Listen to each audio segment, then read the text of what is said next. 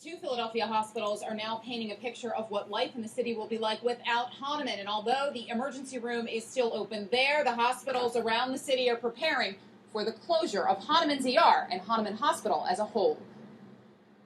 We are a level 1 trauma center, and we have told EMS that we would take any trauma that comes our way. Einstein Medical Center sees 100,000 patients a year in its North Philadelphia emergency room. That's more than double the visits Hahnemann Hospital gets. Those patients will go somewhere, and hospitals like Einstein are getting ready. An increase in 5% of our volume, since emergency rooms are used quite frequently in the city of Philadelphia. So we will get our fair share of increase, but not to an epic proportion. In Center City, Jefferson University Hospital says it expects to see 35 more visits a day in its emergency room and an increase in emergency surgeries. And hospitals with labor and delivery are already working to absorb the expectant mothers who will no longer give birth at Hahnemann. Jefferson says it has implemented its own task force to monitor patient increases and says it's confident it can handle the boost. Einstein says it's in communication with the level 1 trauma centers, not just talking about emergency and critical care, but how each hospital can best absorb patients currently seeking treatment in all areas. We will step up and take care of these patients. Now, while Einstein says that patient care should not at all be impacted here by the increases that it sees, it also says that it is looking to absorb some of the staff from the Hahnemann closure, holding job fairs and looking to hire some of the support staff as well. Reporting live in North Philadelphia, Deanna Durante, NBC 10 News. What's up, people? It's the Godmother Podcast. This is your host, Queen Muhammad, and I'm coming to you today with something that's a little bit serious. And thinking about this situation with Cardi B and Tasha K, and I just want to preference this video. This video is not to bash either of the ladies. This is just, we're keeping people real TV. So we have to look at things through another type of lens and give you another type of perspective. And that's from the people. So I know on the YouTube streets, we get a kiki and we laugh about all of the antics that have been going on over the last few years. And to be honest, I don't see a win in any of that mess. You know, I see it as bringing unnecessary drama and heat to your life. And it just seems like even if it was credibility to a lot of things, or some things were the truth, each and every time took a big chunk out of a lot of people's lives. So let me just preface that and say this video is not to equate Tasha K and her antics to the closing of Hahnemann Hospital, but it's just very coincidental that right after that stint and all of the troubles and strains and financial, everything that hospital had been through, I'm pretty sure, because a lot of that stuff is private, especially with it being with your medical, I'm pretty sure that they took a big financial loss after that as well. So I don't want to say too much because I don't know what may come down the line as far as calling and recording and you know, lying to hospital officials. I don't know if that's ever going to be brought into place. We're just wanting to give you another view. This is the Godmother Podcast, our sister network, Keeping People Real TV. So we kind of take on that same mantra of just showing the other side of what you don't see. Well, let me just let you know, if you don't know, Hahnemann Hospital was a hospital in Philadelphia, okay? My tie into that is that I actually worked there. When I was a teenager, I don't know if you guys know about like the little summer jobs programs that they would give kids and everything. And they would test you and everything. And by my test scores, I was able to get selected to be one of the people to have their summer job be at Hahnemann Hospital, which I loved because, first of all, this is a summer job and it's in a well air-conditioned building, okay? So, and everybody else was getting summer camp jobs and they had to be outside, and it was one of the best summer jobs that I could possibly have. They would just take us to every part of the hospital, even the morgue.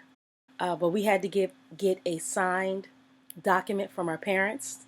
Some kids didn't want to go, so they just sat in the classroom. But I'm very inquisitive, so I wanted to go, and it was an experience. We actually saw bodies and and stuff like that. So it was the morgue. I was very fascinated by that. It made me want to learn more about the hospital, and everybody there treated us with such great care and respect. And even the people that were our managers or instructors or whatever always allowed us to use them as a reference going forward, even into adulthood. So that's my little tie into Hahnemann Hospital. I was placed in a summer program there, and I had the time of my life. The people, the staff, they were so just courteous and respectful of us, and I made a lot of lifelong friends there. Now getting back into, that's just, a little tie-in, but getting back to this story.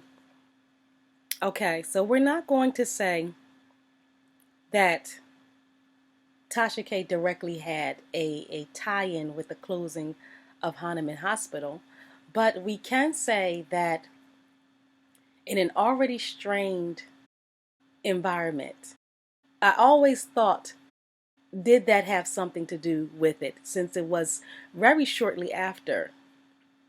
And I can imagine that had a horrible negative effect. Who knows?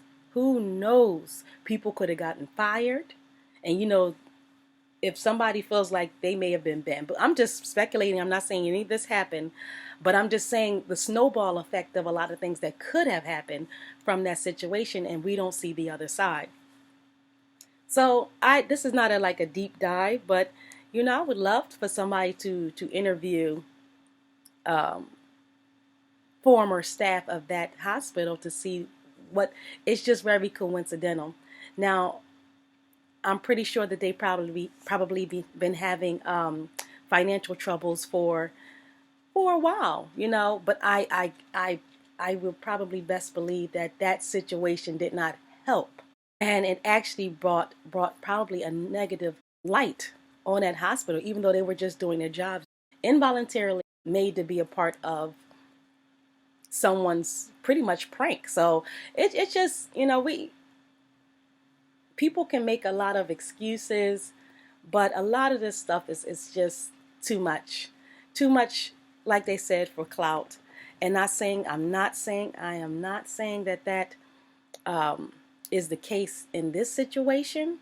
But all I'm saying is that I don't think that we ever, outside of fun and games, I don't think that we ever take a second to step back and see the real lives that are affected by our decisions and our choices. And that's why it's so easy to get caught up in ego. That's the total opposite of someone who's empathetic, because they only think about themselves. So, a lot of times playing games and a whole bunch of internet shenanigans can come with a price. It can come with a price. But what I just find very, I just wish it wouldn't have came with a price that people had to lose their jobs. And like I said, I'm not saying that Tasha K is the reason for Hahnemann Hospital being closed. But what I'm saying is, I'm pretty sure that in an already strained situation where it did not help. And 6 months before we go into a worldwide pandemic, I'm pretty sure that if we had choices, we would want that hospital, to be open, instead of what we're left with today, which is a whole lot of shenanigans. So we need to think about that. A lot of menacing behavior led to a lot of destruction in a lot of people's lives. So, like I said, I'm not saying that this is a direct result of Tasha K, but I can probably believe, if we're just now transposing ourselves from our ego into other people's livelihood, real people who are just going to work. They're not playing no I have to be the first one to get X, Y, and Z, because I also think that it's going to be more of that prison guard who was allegedly giving her information on R. Kelly. So, I mean, every story, yeah, you may have to do, but a lot. But it just seems like it's getting a lot of people in trouble who get caught up in shenanigans, voluntarily or involuntarily, as in this Hahnemann Hospital case. I think that maybe this opens the door for a lot of lawsuits to come through. But we'll see. We wish these ladies all of the best. And drop down in the comments. Let us know what you think about this. I would love to hear from you. Is anybody from Philly? Remember this? I definitely remember all of the workers the day it actually closed, crying on the news. How they had been here for years. It was just a depressing as ever. And who could have predicted 6 months later, smack dab in the middle of a worldwide pandemic that we are still in to this day? Okay, extra hospital, especially an emergency unit, would be a lot more helpful in time than a bunch of internet shenanigans. So you be the judge. This is just giving you the other side of the coin, letting you know what the internet is not letting you know. That's what you come here for. The real deal. Make sure you like, subscribe, comment, and share this. Until next time, make sure you visit the Godmother Podcast on Instagram. Make sure that you go to the Shop with Queen link tree, and that's right in the description box. Trust and believe you'll love everything. We start off with trying to help you fix your credit, start your business. Everything that's in that link is personally picked by myself for you guys. So go check that out. And if you would like to donate to this channel, that's Cash App maddpop for the Godmother Podcast. Until next time. Yeah, Jim, we got a hold of a letter that the city sent to the owner of this hospital demanding assurances that this ER won't basically close up shop in 5 days. Hahnemann Hospital, a level 1 trauma center in Philadelphia and on the front lines of saving victims of gun violence, is getting ready to see its final emergency patients. A new letter from the city to Hahnemann's owner says there are plans to divert ambulances as early as this weekend and begin closing emergency and operating services Monday. with all new admissions ending July 12th. It's tense. People are worried. ER nurse Shayna Hobson helped save a patient with gunshot injuries when NBC 10 profiled this team back in 2017.